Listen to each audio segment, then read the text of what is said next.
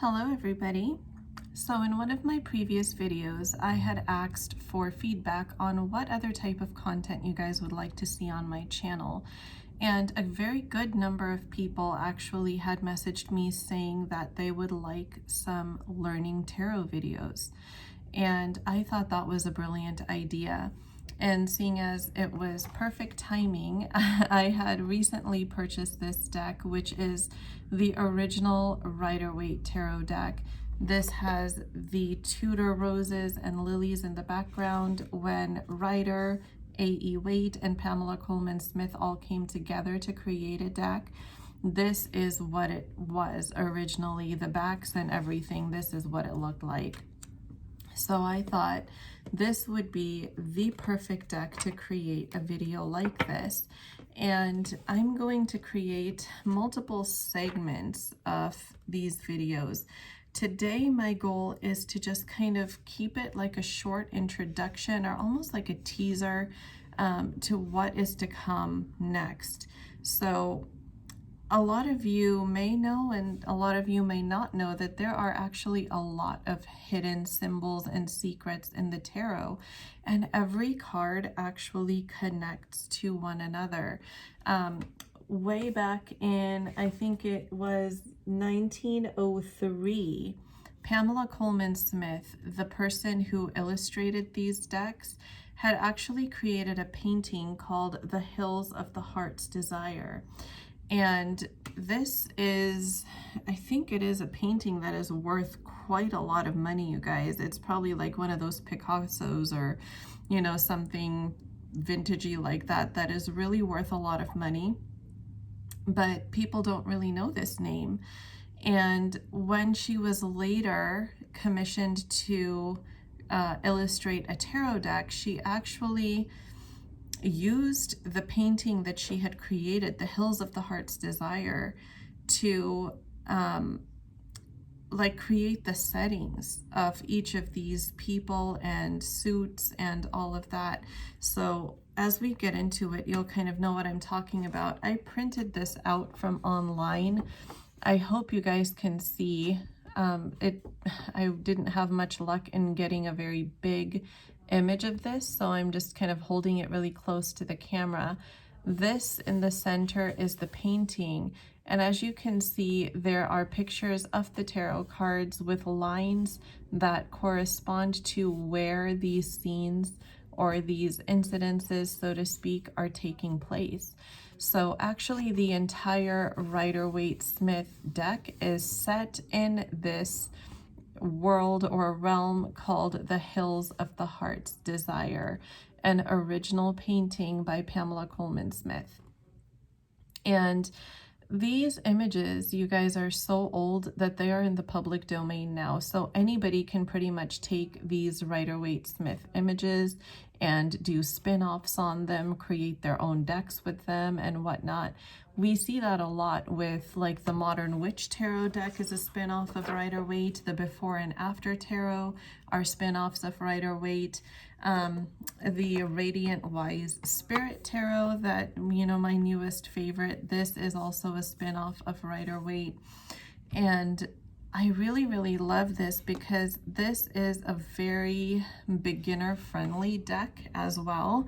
But whether you're advanced or you're a beginner, I personally just really like Rider-Waite. It's what I began with. It is what my ride or die deck is, you know. So, and it's just something about it that just draws me to it. I just love it. I don't know any other way to say it. So what I will show you here, I tried to get this like all organized with the aces on top and everything, and I got all the major arcana in order as well, just to make it easier for me to find. But what I'll show you is really interesting. So if you take a look at this Fool card here, we often see that the Fool is carrying this little bag, right?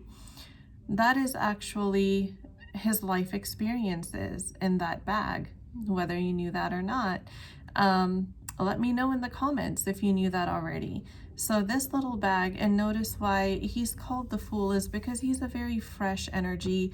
He's, you know, brand new at going out into this world. He has literally no experience right now, as you can tell by the size of that bag. And he's a very innocent energy, and he's very naive as well. And the entire tarot, from the Fool all the way to the end, which most decks, the King of Swords is the last card that you'll see, but as far as the minor arcana, the order differs. You know, sometimes I open up a deck and Pentacles are first. Other times I open up a deck and the Cups are first. Most of the decks that I receive, the Swords are last. But that's not always the case. So as far as, you know, the minor arcana are concerned, any one of these suits could be the last card in the deck. But regardless of that, the Fool's journey covers, you know, like birth, rebirth, regeneration, life experiences, making choices, you know, just the ups and downs of the little parts of life and the big parts of life. And that's where the major and minor arcana come in. So this Fool here is, that sounds terrible to say, this Fool here, this Fool persona here is walking along this cliff. But what do you notice behind him? Behind him are these icy mountaintops, right? Guess what? I am going to show you how these cards connect. Even though I put them in order, they're still not as easy to locate. Here we go. This is what I was looking for. You see the Hermit? It doesn't want to stay in my hand. Where is he walking? He's walking on the icy mountaintops. So the Hermit is kind of in this evening or night type setting. I cannot keep anything in my hand. You know, it's kind of like more this dark energy, an energy of solitude. And here we have this person, the Fool, walking in the sunshine. Here's the sun rising above him. And here are the mountaintops behind him. So the Hermit is actually behind where the Fool is located.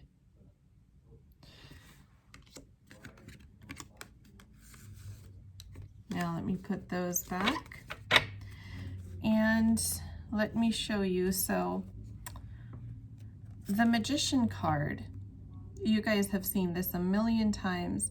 He has all the suits of the minor arcana. He has the cups, wands, swords, pentacles, and he has this lamaniskit, or this infinity symbol above his head, that really speaks to the unending cycle of birth, death, regeneration, and just, you know, those unending cycles of life and afterlife and reincarnation. So when all of these four suits of the minor arcana are in the magician's possession, it shows that he has all of those tools to manifest, right? Cups are of the emotions, and swords are the mental element, so they're air. Cups are the water element. Pentacles are of the earth element, so they're body. And the wands are of spirit. They are ether. They are also fire. So depending on how you read the wand suit, they often represent both ether and fire. So this magician has the ability, no matter where he is in his birth, death, regeneration process, he has all of the tools always at his disposal to create the life that he desires. But in this Fool energy, he's not aware of that. He's going out with this very sunny disposition of, I'm just going to explore the world and it's going to be this fun adventure. And he doesn't really know everything that awaits him in the real world. So we have the High Priestess as card number 2. Even though the Fool is the first card, he's number 0. 0 because he is literally at a 0-point balance of having any life experience. And the Magician is number 1. So the High Priestess here, I might have mentioned this in yesterday's reading, which if you haven't seen that, definitely go back and watch. The High Priestess's clothes are made of water. You'll always notice that she's garmented in blue, especially in the Rider-Waite-Smith decks. You know, for other decks like the Witch's Tarot and such, I can't remember what the color is that the High Priestess is wearing, but her clothing is known to be made of water. Her crown is the 3 phases of the moon, and she also has a moon down here by her feet, and she holds the Torah in her hand. But this High Priestess is actually the spiritual mother of the Fool, believe it or not.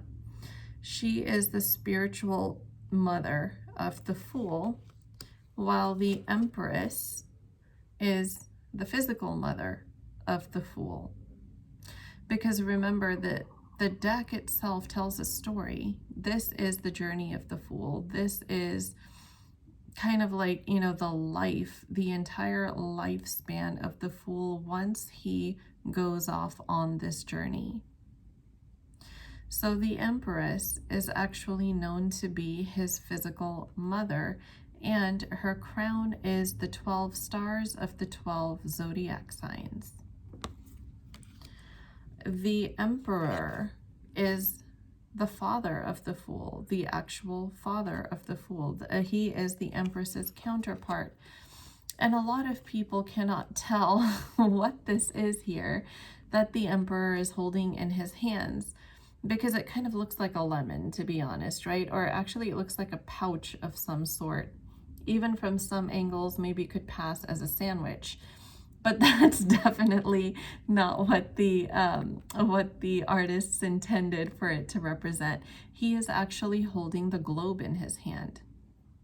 The Emperor holds the globe in his hand, and this thing, it's called an Ankh, A-N-K-H. I think that's how you pronounce it. And this shows his dominion, his power. Now, the Emperor can also be a very controlling energy, right? So he is a father figure, he is a husband figure, but he's also somebody who, especially if it comes out like in the reverse position, is somebody who can be very controlling. And he's got the Aries ram on his throne, so he is very heavily associated with the zodiac of Aries, just as the Empress is associated with Venus. She is a major arcana Venus card. And here we have the Hierophant, who is the spiritual father of the Fool. And he is somebody who, even just looking at this card, looks very holy, very focused, very disciplined. He's not as stern as the Emperor. He has a more loving but yet strict persona.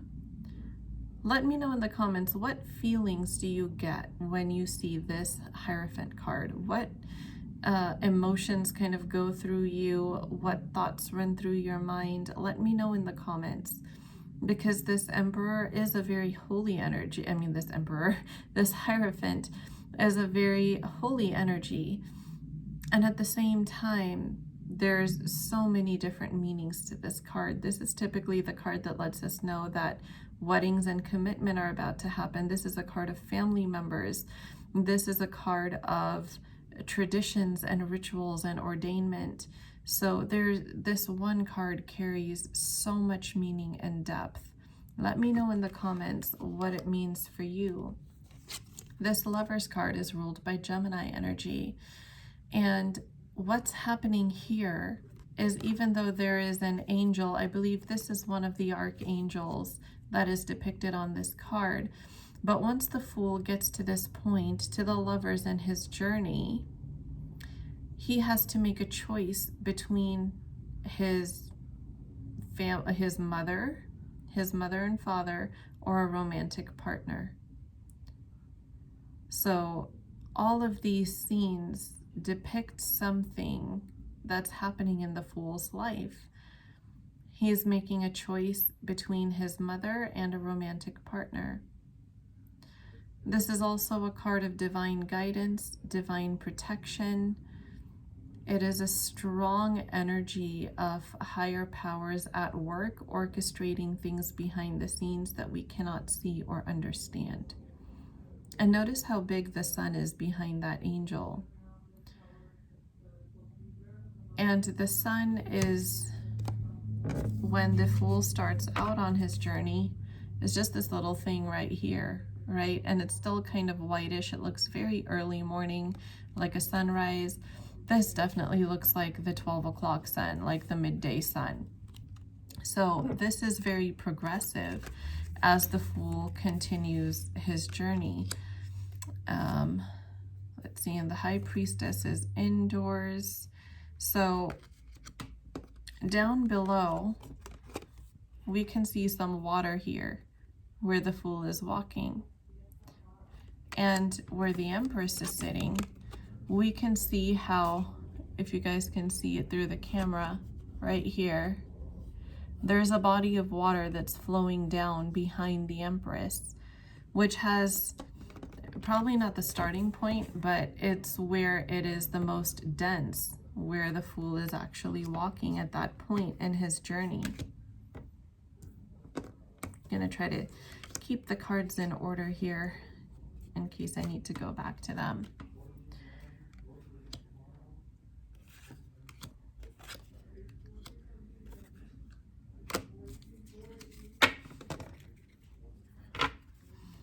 And then here we have the Chariot. Now, this is the Emperor's castle behind the Chariot. These two sphinxes are the yin and yang energies. Look at the shoulder crests of this charioteer.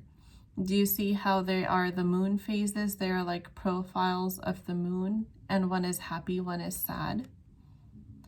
This Chariot is all about the dualities, energetic balance, which is why it symbolizes movement. It symbolizes overcoming obstacles. This is also the Cancerian card. This is ruled by the zodiac sign of Cancer. It is a very balanced and beautiful energy that you get from this Chariot. And there it is. There is the Emperor's castle in the background. So guess who it is on the Chariot, you guys? This is the Emperor on his Chariot. He looks like a totally different person on the Chariot, but that's still him. And then here we have the Strength card. This is the card ruled by Leo. Notice how here the same lemniscate, or this infinity symbol, is present as is above the Magician's head. And notice how she has her hand literally in the mouth of a lion, right? This card is all about finding strength in adversity. Courage does not mean the absence of fear. Courage means feeling the fear, but doing it anyway with grace, right? And sometimes it's not as graceful as we would like for it to be. But the fact is that we've got to face certain fears in order to overcome certain obstacles. And notice how the card of overcoming obstacles was right before the Strength card, right? So there's a flow to this. This Chariot is in preparation for overcoming obstacles. This Strength card is finding the inner strength to do so. And as this charioteer leaves his castle grounds behind, he's coming upon these open lands that the Fool will encounter once he's off of that mountaintop that he was walking on. And lo and behold, here we have the Hermit at the end of the day, retreating, going inward. This is a card of self-discovery. And another thing that I wanted to show you, take a good look at the profile of this hermit's face, and then take a good look at what I'm about to show you. This moon card.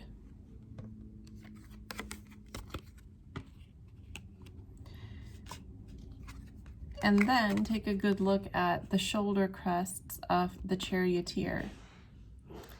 This profile that we can see in the moon is actually the hermit's face. All of the cards really do connect, you guys. Truly, truly, this is so brilliantly made. Tarot is literally like holding magic in your hands. That's how I truly feel about it. And that's why I was so excited to do this video. And here we have the Jupiter card, one of my favorite cards. And here we have another Sphinx again, a symbol of good luck on top of this Wheel of Fortune. And this is up in the sky. As the Fool is walking, this is like that divine providence that is, you know, like turning the wheels behind the scenes that the Fool cannot see and is not aware of. But as that wheel turns to each pivotal point, the Fool encounters different aspects of his journey for his growth. And then we have the Justice card. This is the Libra card. And I think that they made that one pretty obvious because of the scales, and Libra is so well known for its scales, right? But this card is indoors. So this is more of a like an inner and outer experience that the Fool might have rather than an encounter, if that makes sense. Like the Empress and the High Priestess being his mothers, they are encounters. Him having to make a choice between, you know, his current home life and a romantic partner is an encounter. This Justice card here is all about, you know, his soul contracts. It's all about the right and wrong doings that he might have done on his journey if he's in trouble for anything. Or if somebody did him wrong, then the justice that he would be served. And here we have the Hanged Man, that with each experience, that Fool energy gets enlightened. This is also a card ruled by Pisces, and there is heavy Neptune energy in here, which is all about intuition. And if you notice the light at the back of this person's head, this is also a card of enlightenment. That sometimes stillness is exactly what brings in the messages that we are seeking. It doesn't lie outside of us, it lies within us. And sometimes that's what we need to do, is be still to hear the inner voice. And then, ta-da, we have the Death card, right? After you have gone through so many years of life, all of these different experiences that you were meant to have, you meet with an ending. And this card is actually not too far off from the other ones. Now, if you notice, the sun is rising in the background here. So even though death represents an ending, there's still a beginning that is taking place in the background, which is a major message and theme within the tarot of death leads to regeneration and a rebirth, which is why I often tend to call this card the card of rebirth, because there is no ultimate end where everything stops. When one chapter stops, when one volume stops, another begins and the cycle continues, right? And here we have behind this character, there is some water flowing, just like we saw behind the Empress, just like we saw beside the Fool. So as he's trekking along his journey, right along his path, he meets with this regenerative energy, even at what seems to be the end. Now, just like the sun is rising here, notice the Temperance card, the sun is rising right here. And what is this? More water. This is all connected to one another. And there is a little pathway. Now, this is going to be really hard to see on camera. So if any of you guys have a deck, I would encourage you to pull it out, because even I have a hard time seeing it with my naked eye. But there's a pathway that's kind of coming out from this structure here. And guess what this structure is, you guys? It is the Tower, the infamous Tower card. This Tower actually makes its appearances in numerous places throughout the tarot as well. So after that, we come to the Temperance card, the Sagittarius energy, you know, a card of emotional balance, outpouring, reconciliation, all of those beautiful things that come in. And notice how this angel's halo is just beaming, and he's actually got this really big circle of light on his forehead from just, you know, this old soul energy of having seen and been through so many different things. When we learn to temper our emotions, we tend to get that insight and that balance that we never felt before. The next card is the Devil. Not a whole lot of secrets hidden within this card, but this is the Capricorn energy. And this is just, you know, those toxicities, temptations that people either tend to come across in life or sometimes tend to develop based on their experiences. It is a part of the Fool's journey, and it's not always a bad card. Sometimes it's a coping mechanism, it's an addiction. These are the things within the Fool or within ourselves, if we are this quote unquote fool on this journey, that, you know, we tend to find and need to heal, and things that, you know, give us those growing pains in life, things that give us those growth challenges. After that, we do have the famous Tower card, and this tower actually makes its appearance in the Moon card again, just like we saw in Temperance. I think these, based on the painting that I showed you guys earlier, it said that the tower is actually the Tower of Winchelsea or something like that, which is something that Pamela Coleman Smith often included in a lot of her artworks.